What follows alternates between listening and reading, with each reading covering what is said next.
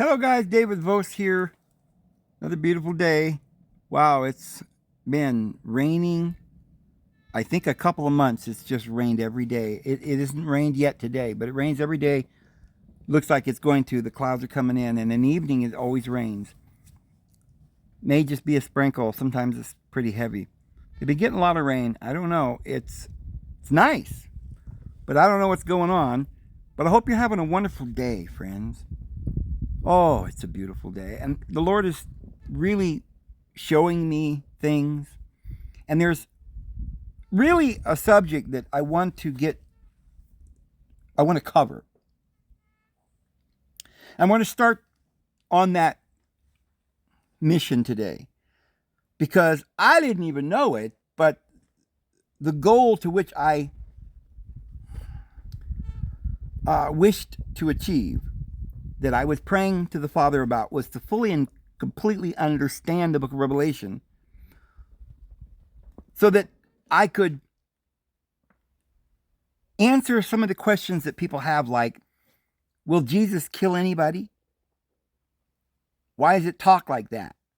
He's coming in his wrath, blah, blah, blah, just like the Old Testament. So if Jesus really isn't coming in wrath and it's just the light getting the darkness, which is what we have said, then why are we accusing Yahweh of bad things when he says the same thing? Well, there's places in the Old Testament that are talking about Jesus, we know. So there's a lot that's mixed up. We're going to find out a little bit. We're going to crack the layer on some of this today, on what we're being confused about. What we need to understand is what parts of the Bible are literal, what part are spiritual, what does that mean, what does it mean, is this world going to go down in some sort of apocalypse? Are people going to die? Are people going to suffer? Yes, friends. It has been written. And the Bible cannot lie. It cannot say all these things. We were talking about whether or not an earthquake could mean a spiritual earthquake. Yes, it can. And in fact, that is the meaning. However, when you have a spiritual earthquake, it's going to manifest literally in the earth. Because whatever you are is what you're thinking. Whatever's happening is what you believe. So it's going to blow your mind to find out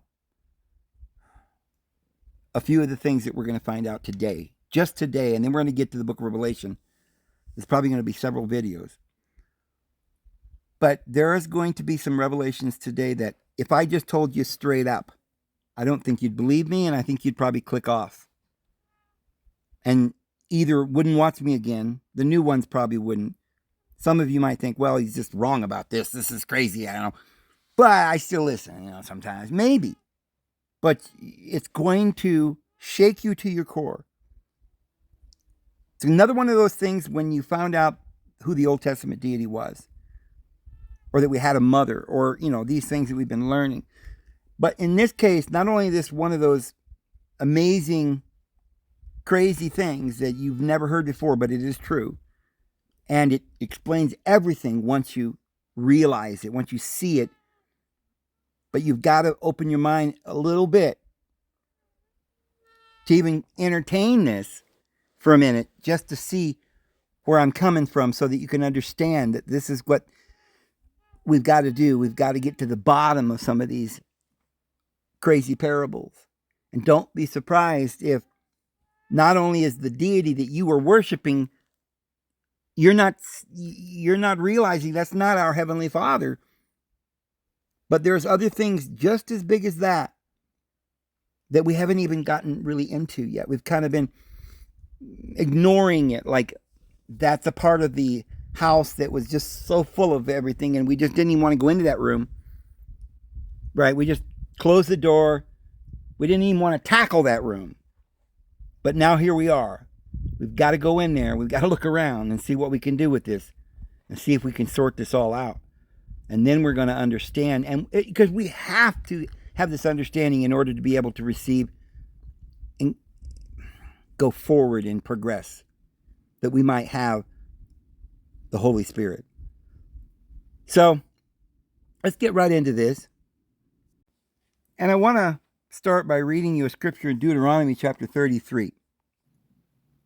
Basically verse 2, but I'll read verse 1. And this is the blessing wherewith Moses, the man of deity, blessed the children of Israel before his death. And he said, the Lord came from Sinai. He rose up from Seir unto them. He shined forth from Mount Paran. And he came with 10,000s of saints. From his right hand went a fiery law for them. He loved the people, all his saints are in thy hand, and they sat down at thy feet. Every one shall receive of thy words. Moses commanded us a law, even the inheritance of the congregation of Jacob. And he was king in Jeshurun, when the heads of the people and the tribes of Israel were gathered together. Jeshurun, they say that just means the people that are the good ones. He was king of the good people. It's just a little nickname for all the children of Israel. But notice that Mount Seir, in verse 2, is the same mountain as Mount Sinai. And it's the same mountain as Mount Paran. Well, you'll note that the Bible talks about Mount Seir a lot. And it says, all the way through the Old Testament, that's where Esau reigned. Ishmael was over there. I mean, Abraham sent Hagar to Paran. Okay, this is the same area. Ishmael was 12 tribes, just like Israel. But it's Ishmael. And Esau married a Canaanite. And they claim he went to the Jordan. They kind of split the promised land. Esau got the biggest chunk, the eastern part of the Jordan, probably included the whole area, all the way to Arabia and down to Egypt, because they worshipped at Heliopolis, we'll show. Nobody really knows where this Mount Sinai is. But wherever it is, it's where Moses made the law. Mount Sinai is Mount Seir, where Esau reigned. So look at this. Wikipedia, the desert of Paran. The desert or wilderness of Paran, also sometimes spelled Pharan or Pharan. Its location mentioned in the Hebrew Bible, it is one of the places where the Israelites spent part of their 40 years of wandering after the Exodus, and was also a home to Ishmael and a place of refuge for David. In Islamic tradition, it has often been equated with an area of the Hijaz in the Bible. The wilderness or desert of Paran is said to be the place where Hagar was sent into exile from Abraham's dwelling in Beersheba. Note the word Beersheba. Where is Beersheba? A lot of people they're not scholars, and I don't blame you. I mean, we're just being fed, spoon-fed garbage. None of the stuff that they're telling us is true. So if you go over to Israel today, they say, oh, this is Israel. But wait a minute, that's not Israel. That's only the amount of land that these guys have captured and they claim is that land. But they can't even show us the ruins of Solomon. They can't find it. Now, there is the ruins there of Herod's temple, which is where after 600 BC, when the Israelites went the Judeans went to Babylon into captivity, and 70 years later they came out, and they went back and they built 2 cities of Jerusalem, one in Egypt called at the location of Heliopolis, and they built another one in Palestine called Herod's temple. Herod is the Edomian. It's Edom. That's Esau was reigning in that land. And Paul says that the Jerusalem that is today, they're up there in what we call Palestine, which is the palace of Stein or Satan. But they don't call it that. they think it's Israel. That's not where Israel was. We've always said over and over again that the hub of Israel was at Heliopolis, and the Gilgal's all the way around, where the nations went and where the 10 tribes spread. Where history says that John the Baptist preached and the zadokite priesthood was at Heliopolis, not in the Jerusalem that you are familiar with. So if you look in history, Josephus writes about the Jerusalem that was built at Heliopolis, and that is where the one preaching in the wilderness was John the Baptist. He was called John, and he was the last of the Zadokite priests, and there was one after him named Jesus. And then there is some reference of a man named James. So people say, well, who is James? He's called James the Righteous, James the Just. That's the Zadokite priesthood. So it lasted all the way down. And if James was the just or the Zadokite priesthood, he most definitively then, James was at Heliopolis, because they didn't have a Zadokite priesthood in the area up around Herod's temple. They didn't have a place for Mary to be a virgin in the temple, because they didn't have virgins in their temple. And Jesus was always being followed by virgins and all of the stuff that we could go into. We haven't got time. There was a Jerusalem at Heliopolis. That's where the tower is, which is Magdala, the tower. And it's the ancient tower all the way back to Joseph, who married Asenath, who was at the tower at Heliopolis. And these women are very important figures. The Canaanite woman. So it was the Canaanite, and it was also Esau, because Esau married the Canaanite and became the king of the mountain of El, and it was originally called Horeb. And they all got an opportunity when they came up out of Egypt to go there. Around Mecca area, we're going to show you. It was a place called Mount Sinai later on, when they rejected the light, Horeb. It was the wilderness of Paran, where the Midianites were, where Jethro, the high priest of El, was.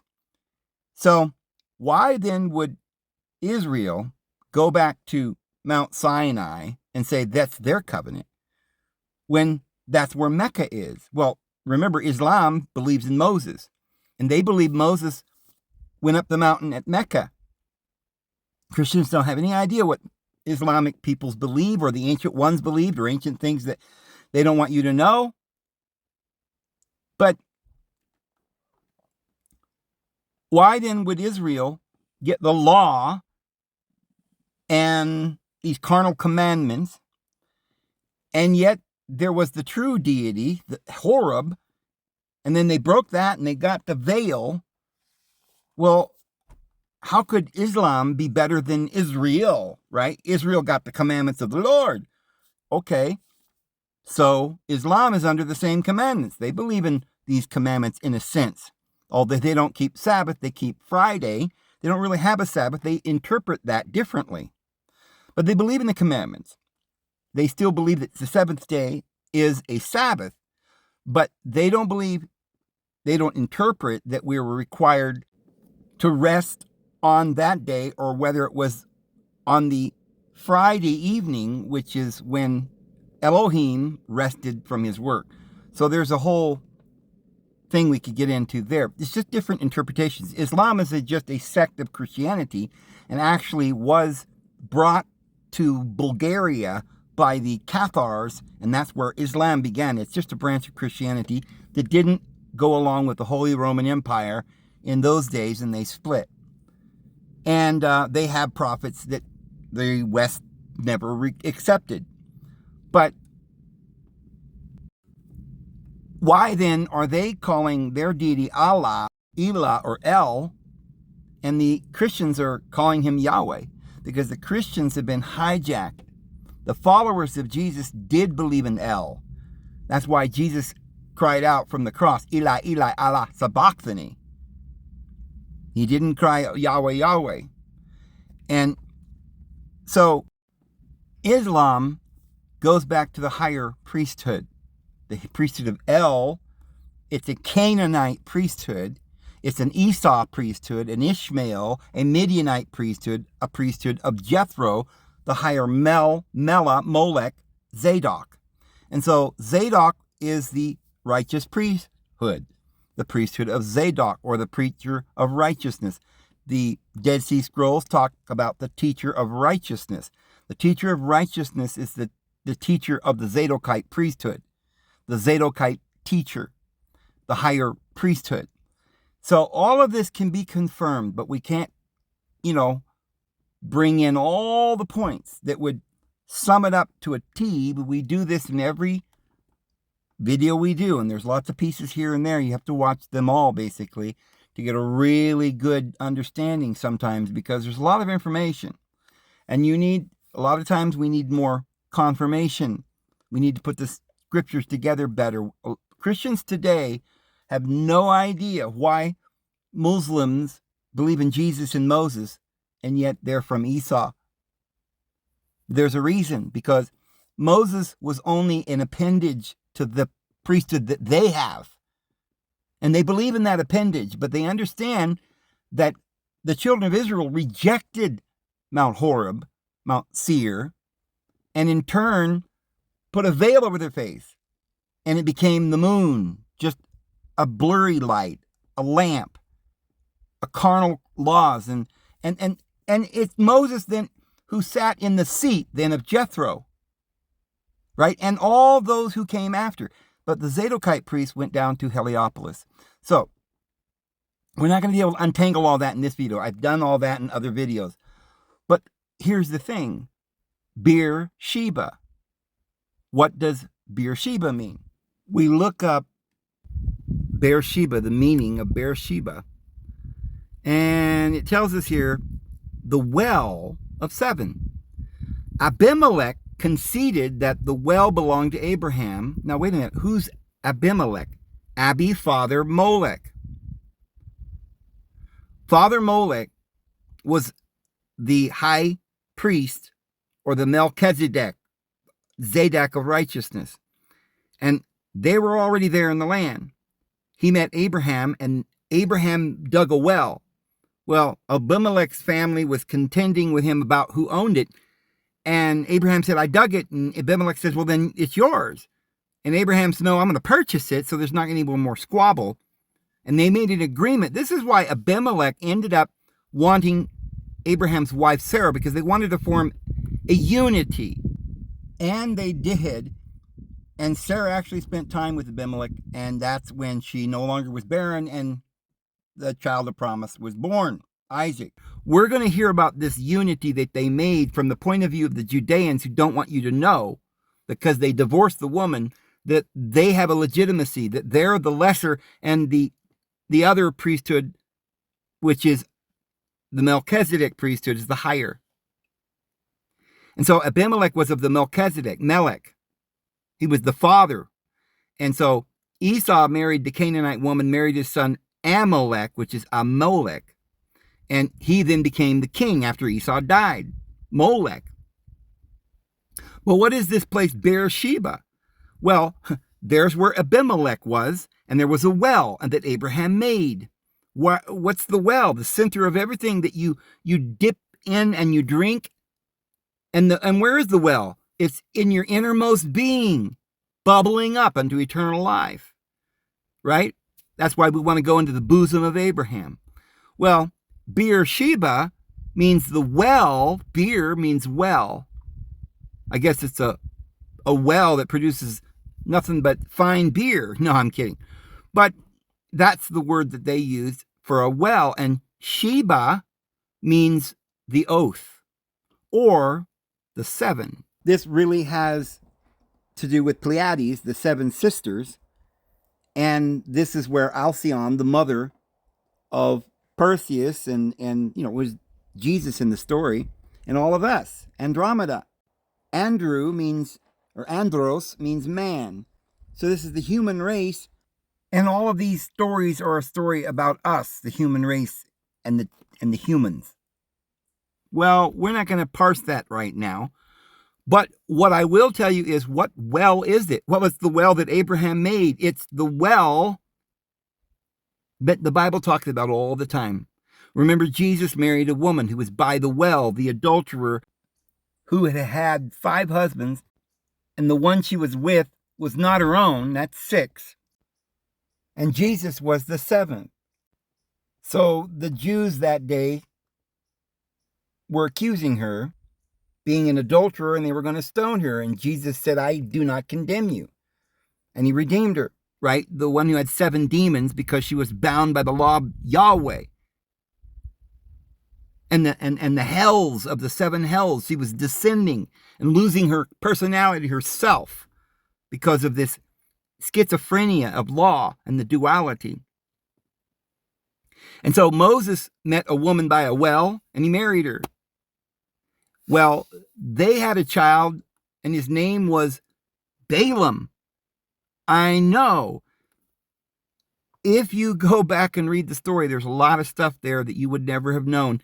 After Moses and everybody died, well, they might still have been alive. The Bible starts talking about this prophet Balaam and Balak. And the prophet Balaam was a good prophet, supposedly. He worshipped El. Well, this was the fall of Moses' son, who succeeded him, Balaam. And they fell then, at that point, it's a story to tell you that they no longer worshipped El, but they fell down to a lower plane. They began to worship the sun and the moon and the stars, the host of heaven. And they took their tent, the tent of Molech, and began to worship and defile it. It was a tent of righteousness.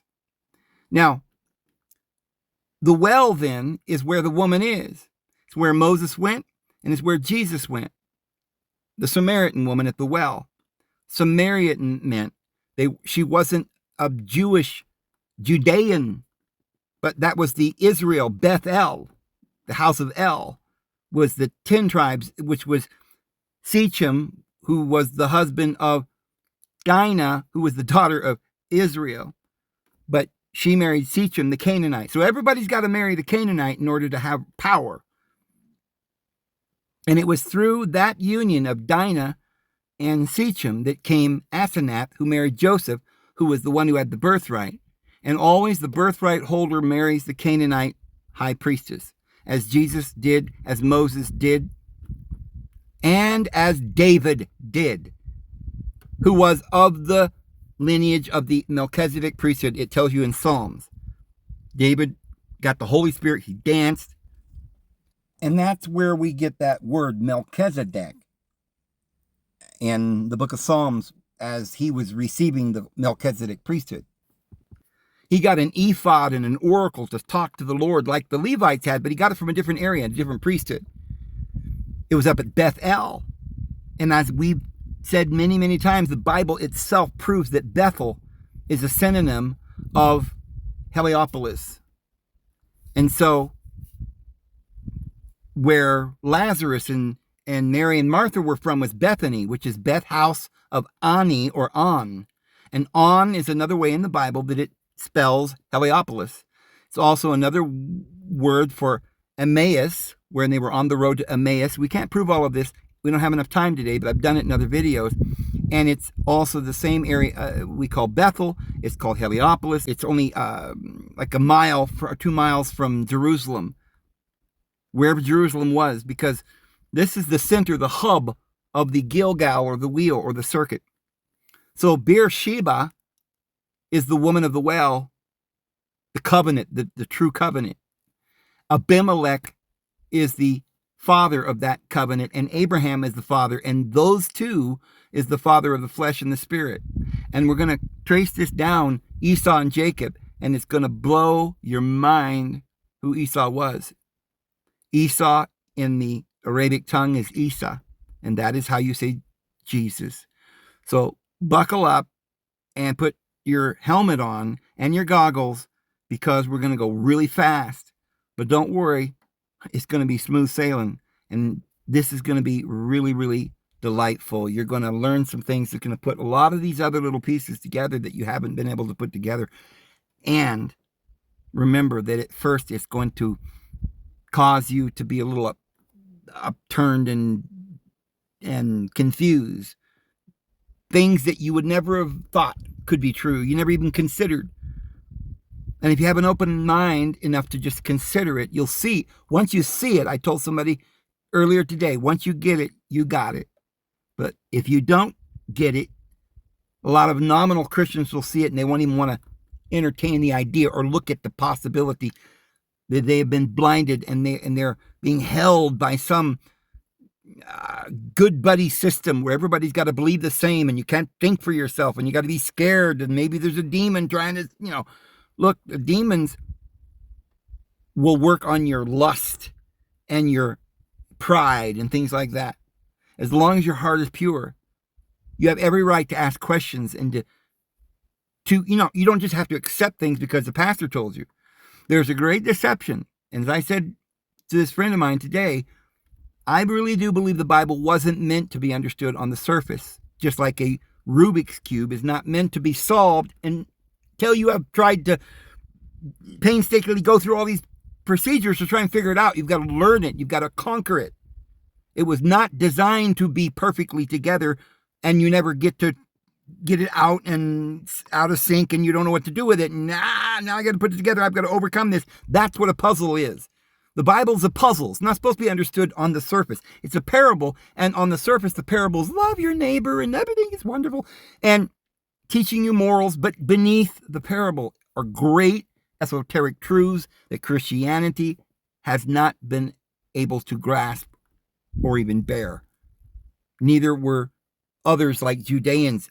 They are blind because they do not know that they're taking the same teachings like in the Greek mythologies or the Sumerian tablets, and they've got the same teachings, but because they're the flesh, Jacob's the flesh, Jack or Jacob is Jack, and that's your joker or the jack in the deck of cards. You got the king and the queen, they're royal, and along with these two powerful individuals, the royals, you've got the jack. He's the jack of all trades. He's the jester, the joker, and he entertains and he weasels his way into that place of power. He's like a comedian. He'll entertain you. He's the delusion. So, David married Bathsheba. Solomon married the Queen of Sheba. And Sheba is that lower area down there that was where Heliopolis was. And it's in the area of Mecca. They're all in the same basic area. The same people were there. The Midianites, the Ishmaelites, and the Edomites. Or the people of Adam, Edom, the red earth, Adam. Whether you understand or you hear and you're able to realize the truth about what Edom means and how he was the elder brother and how Jacob stole that birthright and how he received it in the first place and why he was hairy and why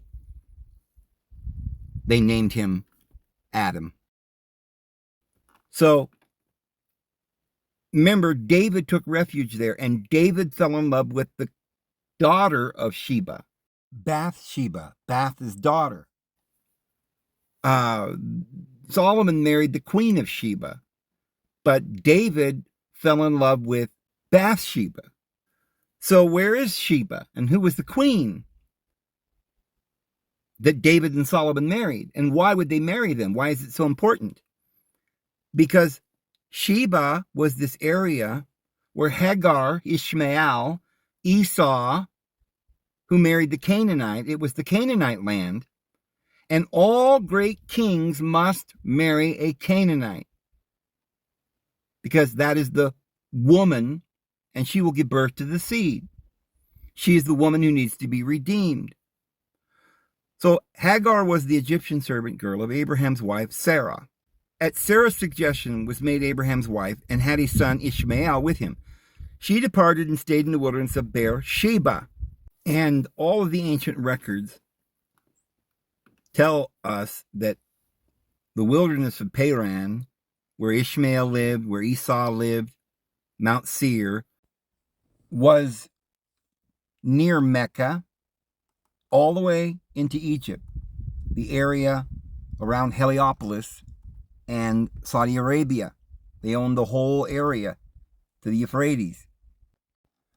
We know that the Midianites lived in this area, and Jethro, who had sheep that Moses, or had a congregation of sheep that Moses became high priest of because he married his daughter, was the priest of Midian.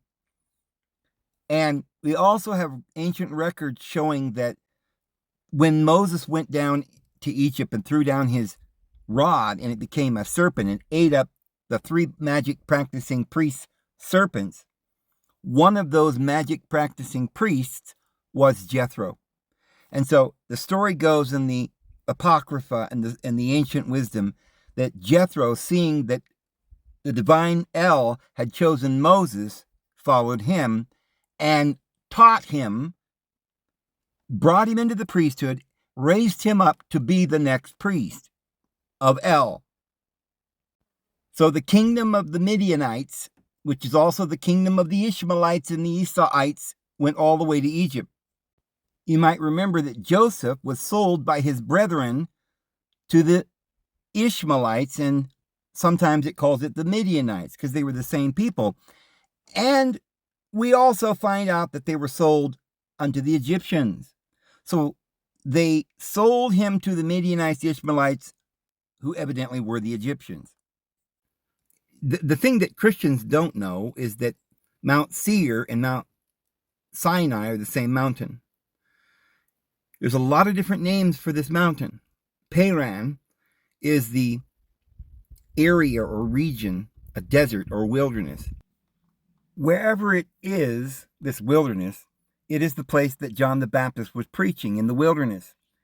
And of course, the wilderness is the wilderness of Paran or Sinai, where the Israelites wandered in the wilderness, which is in the area of Mount Paran or the Seir or Sinai. And the Apostle Paul says it's a mountain in Arabia. The Arabian peoples and many traditions and ancient scriptures say it is Mecca. And there is a Mount Paran. Some would call it that, but others call it Mount Seir, and some others call it Mount Sinai. But as we just read in Deuteronomy 33:2, they're the same mountain. So, Islam has a lot of traditions and interesting beliefs that Christians don't ever hear about. We don't know the evidence that they have to show how holy their place is. Most Christians have no idea why Islam traces its roots back to Esau, not Jacob, and yet believe in Moses. I mean, Moses was a Levite, so he came after Jacob. So why would the tribe of Esau, Ishmael, and Midian be recognizing Moses? Well, Moses gave the law at Mount Sinai, which is in the area of Mecca. So it's a holy mountain for them, because what you don't realize is that Moses was the priest of Jethro, and Jethro was a priest of El, and this is the priesthood of this higher Melchizedek priesthood that was there with the Midianites, because Jethro was from Midian, from Paran, from the place of Esau, and it was, sometimes they say, in the east or east of the Jordan. So they were all there together. Moses was there with the priest of the Midianites, worshiping El originally at Mount Horeb, the mountain of El, or the true deity. And that's where they all worshiped there. And Israel came there when it came out of Egypt. But they rejected El. They rejected the mountain of light. And so they became then the one that was destined to provide for the people an appendage and a lowering of the knowledge to mankind, making a veil. Not only did the Judeans slip into the apostasy, but they ended up causing many peoples, including the world, because Moses was a prophet of the Lord, but they rejected Moses, and Moses himself got angry and fell with those two horns. And our Heavenly Father said, you won't accept me, the El, so I'm going to send you my messenger. He will be God for me, and he will not pardon your sins. And my name, Yahweh, is in him. So Moses said, who should I say sent me? And the divine being says, I am that I am. There's only one I am within you. And Moses grasped it and was in the light, but the people could not. And they were veiled then. The light then was veiled. They got a schoolmaster that led them to Christ. And the whole world was there, the mixed multitude and all, around the dispensation of the law, including Islam. They all traced it back through these prophets. But that was a very religious and holy place that the Jews look back and say, okay, we were all there on the mountain. We saw Moses, and Moses is from the tribe of Levi, goes back to Jacob. That's us. Hey, we're the chosen. Well, Moses was a interim priesthood because the children of Israel were blind. And so the Apostle Paul says that Israel was blind and they got a veil. Well, the other higher priesthood didn't have the veil. In fact, they had the woman. They had the Hagar. They had the Sarah. They had the Ruth, Naamah, Tamar. They had the Canaanite priesthood. King David married the most beautiful woman that ever lived. That to this day, we read the song that he wrote, the Song of Solomon, unto the Queen of Sheba, who is the Canaanite princess, the king of which is Abimelech, father Molech, and Esau marries the Canaanite woman, and then their firstborn son is Amalek or Molech, because you always name your firstborn son after his grandfather. Now, especially when there are two different nationalities, and if you're going to, in history, say, okay, Esau represents the Canaanite, the woman, not the masculine, male, dominant, patriarchal side. They get the western half of the area, and they're always fighting, the male and the female. And that's why we need this wedding. That's why Jesus married Mary Magdalene, who was a Samaritan or a Canaanite woman. So the priesthood that Moses had when he brought them to the mountain, it was Mount Horeb, mountain of light. They could not receive that higher priesthood of Jethro. Now, Jethro did a lot to establish the priesthood of Levi. He's the one that suggested to Moses, the people are too stupid and stubborn and they're not going to understand. This is the flesh. The flesh cannot bear the light. So we've got to veil it in symbols for them and write them a book. They want a priesthood. They can't go directly to the Lord because they can't bear the light. So Jethro, at his direction, giving to Moses, Moses got angry, was not allowed into the promised land because that was the old covenant. Moses and Elijah were both lights, but Moses was a lamp to your foot. But the light of Elijah was much brighter because it testified of Christ. Moses had to veil the truth and make a little lamp to your roadway in the darkness, the law, a tutor that led to Christ. But it was an appendage upon the greater priesthood that Jethro had, which was there with the Midianites, because Jethro was a Midianite. In fact, Moses married Jethro's daughter because there's this whole story about the well, and they were going out to the well, and Moses got water for the this beautiful young maiden. Her father was the great high priest of the Midianites. So this was the great priesthood that was not veiled, that worshipped Elohim, Allah. And the children of Israel came there to understand this great wisdom of Jethro.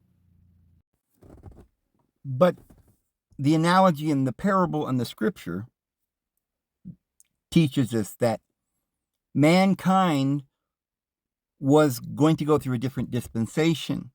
And one age had passed. The Melchizedek priesthood was no longer going to be offered to mankind on a basis that it's going to be taught in all the schools. There was a reason why Yahweh took his people, all of the world, and brought them up out of Egypt and killed their firstborn. Yahweh was trying to get the heir. This is about who sits on the throne. Whose kingdom are we going to follow?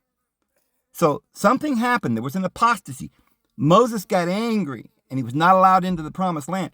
That kind of thinking is not going to go into the promised land. That doesn't mean that Moses wasn't a Melchizedek priesthood bearer. And perhaps like Judas Iscariot, the Lord had a work for him to do. We don't understand what happened. But Moses is one of the two witnesses. And he has the power to turn the waters into blood anytime he wishes.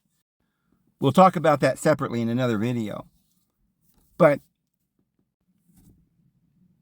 as mankind goes down the line, we are needing different classrooms.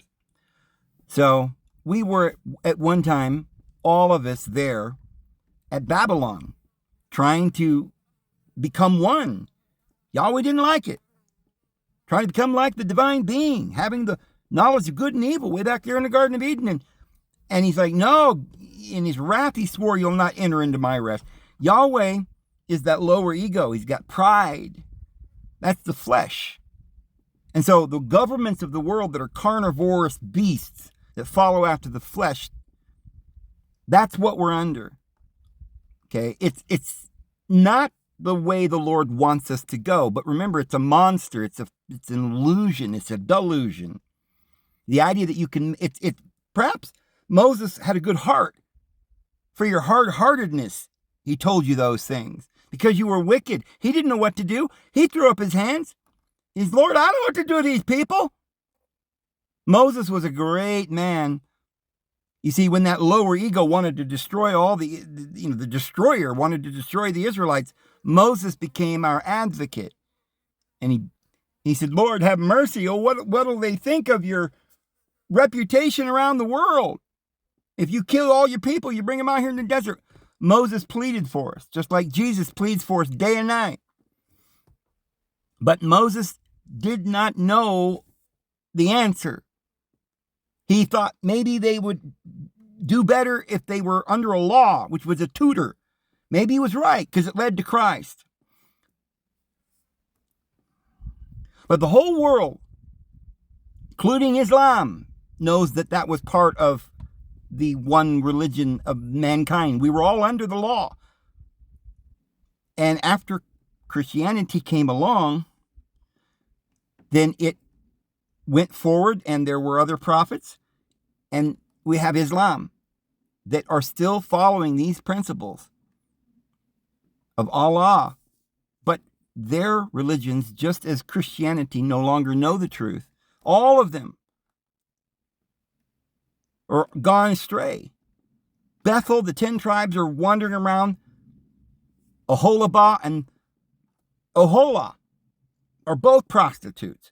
And the mother of them all is Jerusalem, the mother of the harlots. And they've all gone astray. And Israel went into captivity and Judah went into captivity. But Judah is still in Babylon. But Israel has been blinded until the Gentiles come in. Now, the Gentiles, that's our wife. That's the sowing of the seed amongst the Gentiles. And they'll all be reaped together. So there's a great thing going on here. But you see, the Judeans tell the same story that the Greeks do. But because the Judeans are telling the story of the lower ego, the angry, vengeful deity, this world, they don't want you to know. They're the deceiver. So when they say their forefather, Jacob, stole the birthright for a bowl of soup, they write the story that way so that you think, well, he's just a little stealing. It ain't so bad. If he'd have murdered his brother like Cain did to Abel, that'd be bad. We wouldn't be able to explain to people why our way is better if we're going around killing the other side. So we're not going to say Jacob killed Esau. See? But we're going to say that Esau, we're not going to tell the exact, story about he had this mantle and Jacob wanted it because Esau had just got done becoming the world emperor. He killed Nimrod. He was king of Babylon, king of the east, the Midianites, the Ishmaelites, the Esau, Babylon. He was the ruling power of the world, Esau.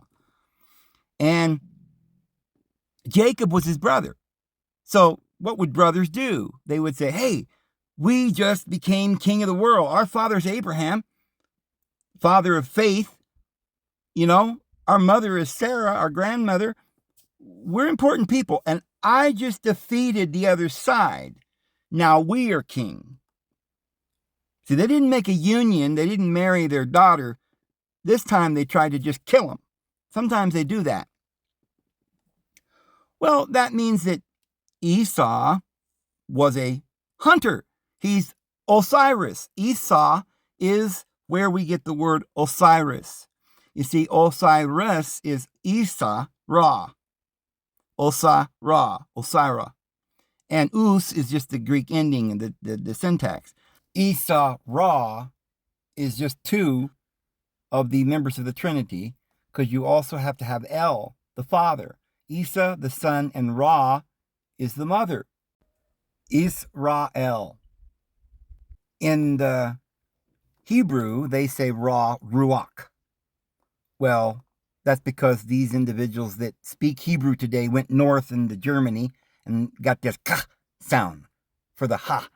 So it's not Rachel, it's Ra'el. And it's not Ruach Elohim, but it's Ra'el Ohim.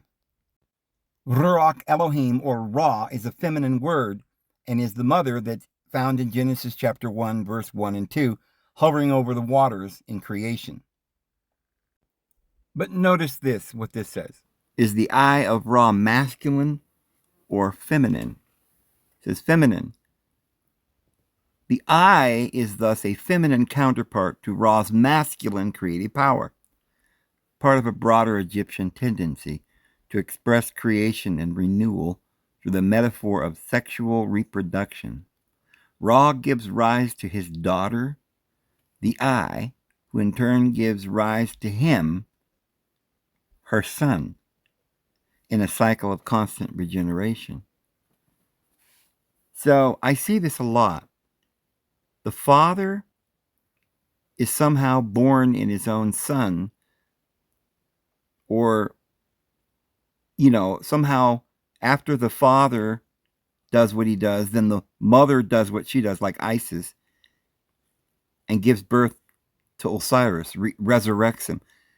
We see Esau, or Osiris, Esau Ra, because the us on the end in Greek is just syntax. So Osira, which is Esau Ra, which is Isus, Ra.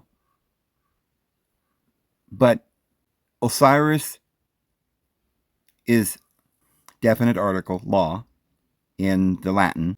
Osiris, La Osiris, Lazarus. But in the Hebrew, it's Eleazar, or El-Ezar, or Osiris. So it's Esau, which is Jesus, and Ra. Proverbs chapter 8 says she's the architect of the universe, with the Father from the beginning, from before the founding of the world.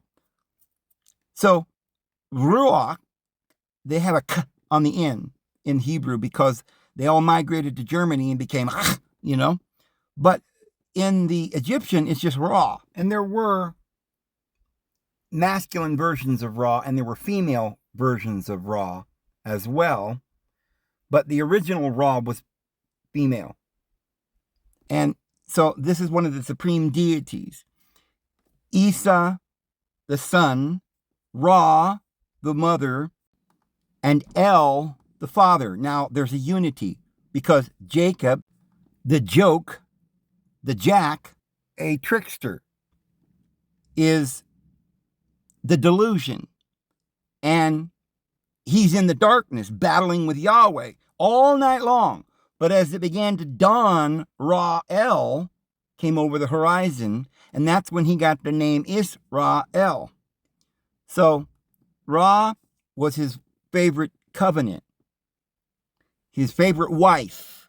The covenant, the new covenant, the everlasting eternal covenant is our mother, Ra, Ruach Elohim.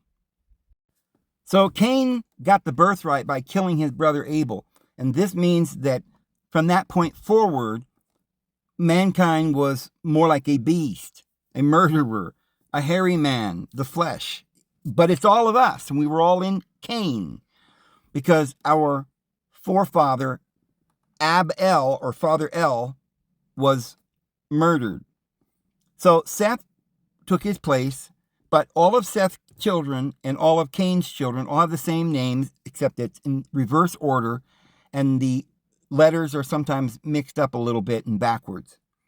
But it's telling you by that both lines are the same line. We have the spirit and the flesh. And so we all came through the woman because we're the woman's seed. And so Naamah was the daughter of the seventh in line from Cain. And so the curse of 7 times was broken, and she was redeemed by Noah, who purchased her and redeemed her. And then the children of Cain got through the flood through Naamah. And then Ham saw his father's nakedness. This is their way, the Judeans' way of telling you the story, that Ham took the inheritance, and though it was supposed to go to Shem, but he stole it. So it wasn't, Melchizedek wasn't Shem necessarily, although he had it, but it was taken from him. He should have had it. But it was given to Nimrod. Nimrod lived 215 years, and Esau murdered Nimrod by beheading him. This is the way it always occurs. It's symbolic. John the Baptist is also beheaded. And so was Adam.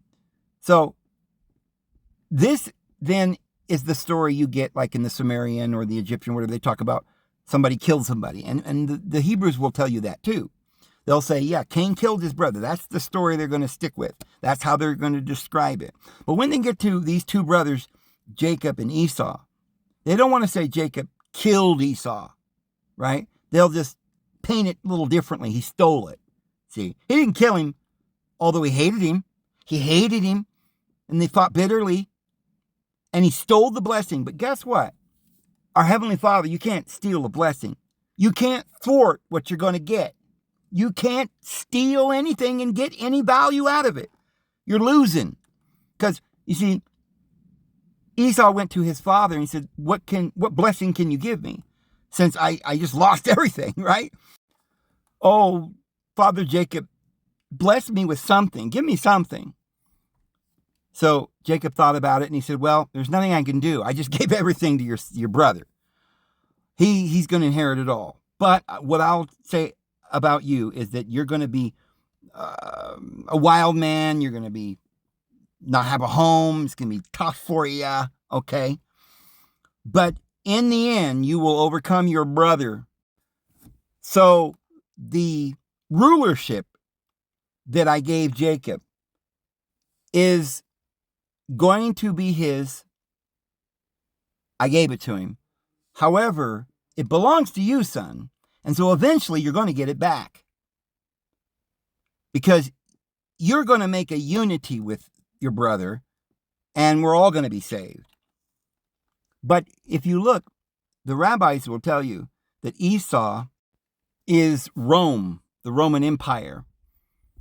And many of these Hellenistic individuals in all of this area was populated by Israelites and children of Edom. So eventually the Gentiles, or the other priesthood that usually had a lot of women that they, like Aphrodite and these kinds of things, the Greeks, the Roman, the Latins, they were looking back to their hero, Osiris. That wasn't Jacob. Osiris is Esau Ra. It's Esau. And Esau, the hunter, the mighty hunter. It tells you that in the Bible. Esau is the mighty hunter. Well, Nimrod, it says, is the mighty hunter. But he stole this mantle from Nimrod, and then Esau was the mighty hunter. And it tells you that. And the mighty hunter is that constellation Orion, or Orius, or Osiris, that's in the sky. And that is the mighty hunter, the constellation of the mighty hunter. So the mighty hunter is Osiris. And interestingly enough, in the Hebrew language, Eleazar is how you would say Lazar or Osiris. So in Latin, it's Lazarus, but in Hebrew, it's Eleazar. But they were always priests. Every time you find a priest, a high priest, a lot of times their name would be Eleazar. We've got Lazarus in the Bible who dies and Jesus raises him from the dead. This is Osiris. And what I've explained in other videos, but I can't go into it here, of course, we're not going to have any time left here. But Lazarus was the father of Mary Magdalene and Martha. And this is the same exact story with the same names that you find of Osiris, who has these two wives, Mary and Myrti. And they live in On, the city of On. In our Bible, it's Beth-On, or Bethany, the house of On. And it's beyond the Jordan. It's at Heliopolis. And that's where John the Baptist was, the zadokite priesthood, the New Jerusalem that they built there. So when Jesus was born, they named him Esau. And that is the exact, you can go and look this up yourselves, but that is the word. The Arabic people call Jesus Esau. And they say it means the same, it's the same word for Esau, Jacob's brother. And of course, Esau was the elder brother. There's no question of that in the story. But the two children were struggling and fighting in the belly of Rebekah. They were battling in the belly.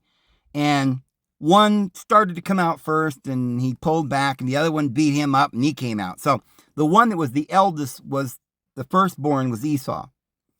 And he had the birthright that way, but he also had just been in battle, as it says in Jubilees and some of the ancient Apocrypha, that he had cut the head off of Nimrod and got the mantle that was Adam's.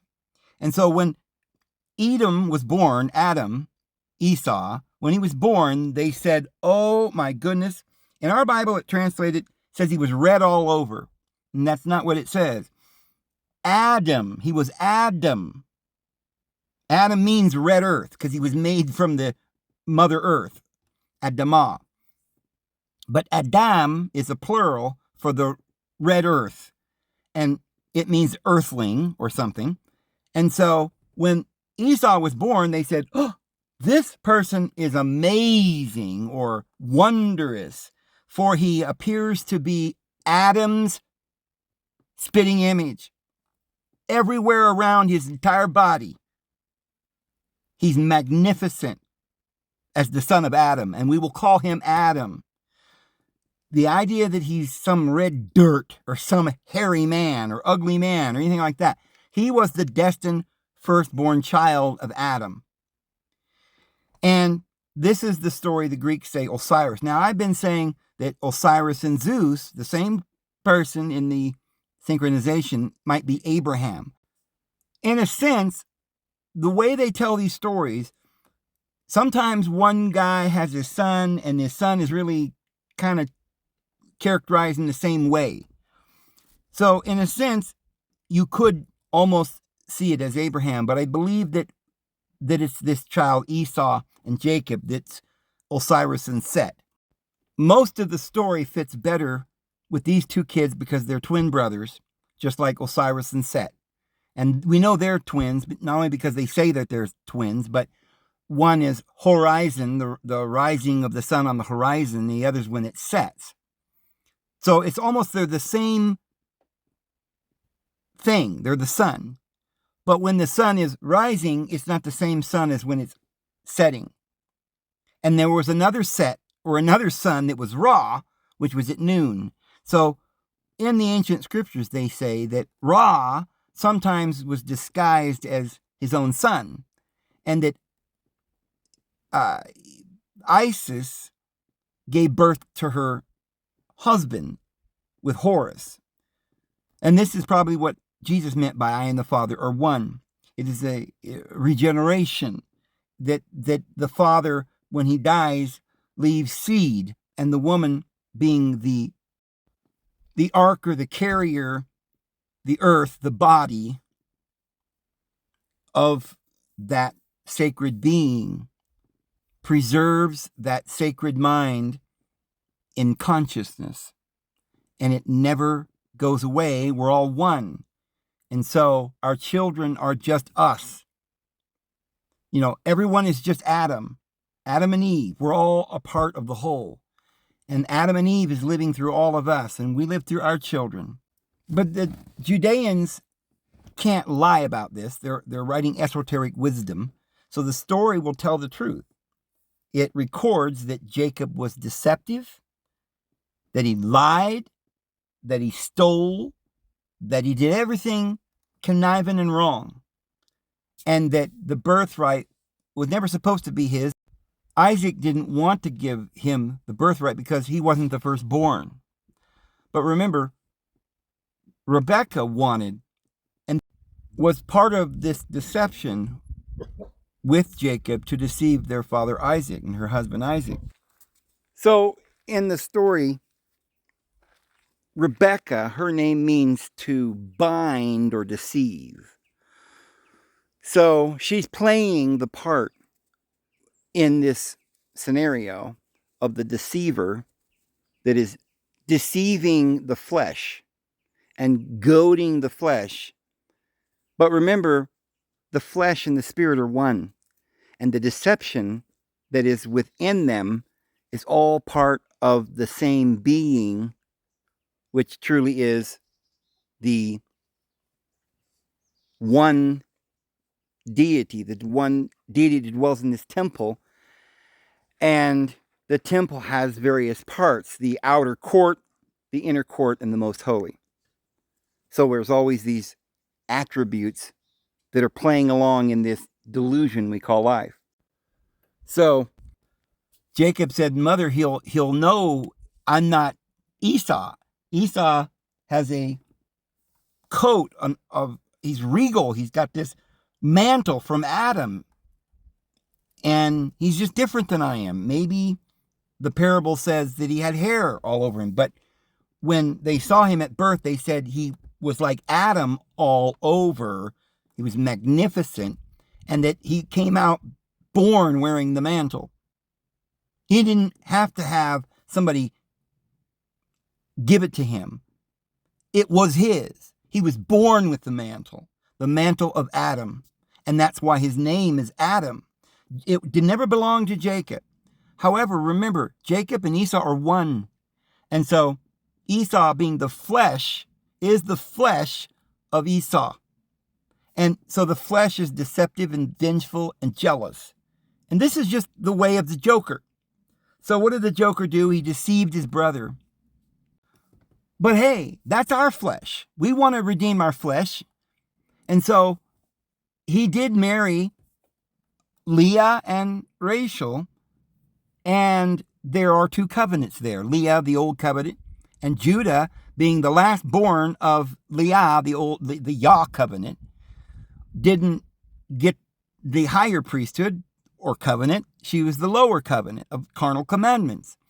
But Ra'el is the higher. That's the wife of his desire. He wanted to marry her first. He thought he was going to get her, but Laban said, "It's not correct that I should give you the second born but the firstborn woman's got to be married first. So you got to take Leah first. Well, Leah's the old covenant. We had to get that first. The tutor led to Christ. We're going to get the better covenant later. We get them both, right? But he didn't love the first one. He loved the second one.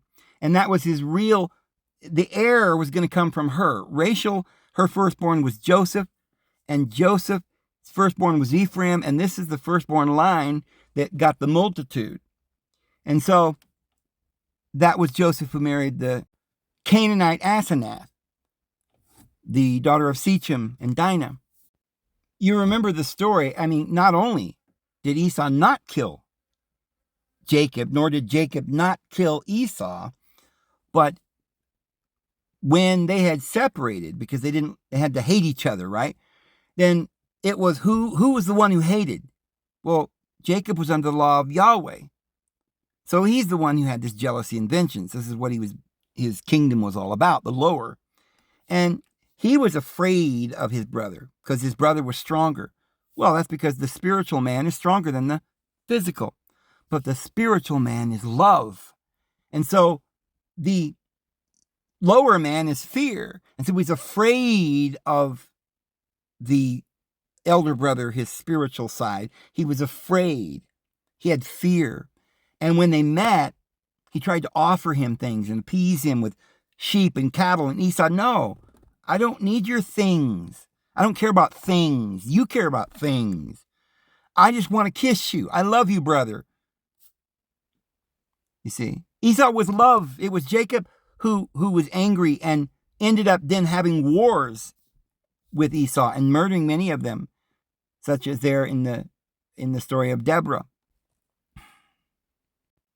You see, originally it was the flesh, Cain, that murdered his brother, and then Cain got through the flood, and it was Ham who got it, and his son Nimrod had it. So Nimrod and Ham, going back to Cain, had it wrongfully. So when Esau came and murdered him, he was executing judgment upon darkness, upon lies, and Esau had the right. Now, I know it's a story and he's murdering, but always remember that a lot of the times when something like murder is taking place, it's symbolic of something different. It's talking about light dispelling darkness. Just was when Jesus in the book of Revelation comes down with the sword out of his mouth, right, to recompense his wrath upon the world. Well, his wrath is upon the darkness. He is the light. And so it is a destruction of darkness by light. It is a destruction of lies by truth. The Bible is very symbolic. There are two interpretations. The lower letter killeth, but the spirit maketh alive. And so the Judeans are following the lower conscious egotistical self. And they take this light having vengeance on darkness literally to mean that these physical things you need to hate them to kill them. And all you really need to do is to get rid of all the bondage isn't to hate them, but to understand that the bondage is within yourself. And that understanding and enlightenment makes it all dissipate and go away. And it's a marrying of the physical world with your higher consciousness so that now the higher consciousness can shine through and truly be represented, and they will walk in harmony, hand in hand, in a unity. Well, friends, I had more I wanted to tell you. I'm seeing it's getting down to about an hour. So I'm going to leave it here because I'll probably talk about this more in tomorrow's video, and there's a lot more that we're going to talk about. You need to know a few details. Your ears perked up when you heard a couple of things like Jesus' name is Esau, and you may wonder how this could be. Are we saying Jesus was an incarnation of Esau? Well, in fact, the Bible tells us that that is true. And we will literally specifically tells you this. So we will cover that and some other very important things, and how somehow or another Jesus being of this tribe of Judah, right, which is of a child of Jacob could actually be the incarnation of his brother Esau that he hated. It's going to make sense, friends. You'll see. And the reason why we're getting into this, I believe the Lord is guiding us through this because we need to really understand this, because we're going to understand the book of Revelation here. In a few days, we're going to go through the book of Revelation and explain why it appears that Jesus is coming in wrath and the other side's got wrath, and here's the two witnesses are going to bring fire down from heaven. What does all of this mean? What is this fire? So I'm going to leave it here and try to get this loaded. May the Lord bless you guys, and he certainly will. Just pray unto him with all your might. Understand that all this evil in the world is a delusion and it's going away very soon, and Jesus is about to return. Good news is coming. Salvation is here. Just all you got to do is love your neighbor. We'll see you tomorrow. Have a good one.